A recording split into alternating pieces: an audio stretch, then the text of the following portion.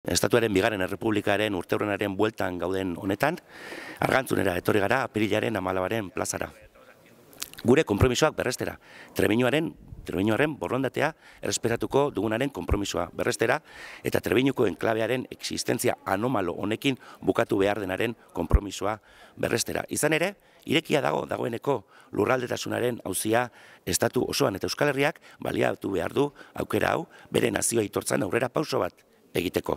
Gure ustez, legebiltzarrean, legealdi honetan, Araba, Bizkaia eta Gipuzkoak bere izaera juridikoa berritu behar dute.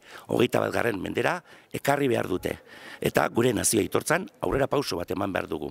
Estatuarekin dugun harremana berritu eta berdintasunean egikaritu. Eta horretarako berme sistema bat ezarri. Uste dugu baita ere, aukera hau baliatu dezakegula, Trebiñuko enklabearen existentzia anomalo honi amaiera emateko. Uste dugulako, hori dela modu bakarra, Trebiñuarrak bigarren mailako herritarrak izateari usteko.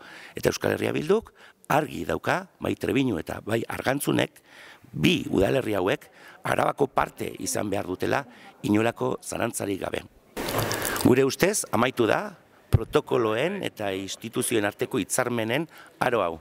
Ze finean, Trebiñuarrak bigarren mailako herritar bezala, egoera honetan mantentzea modu injusto batean besterik ez du ahalbidetzen.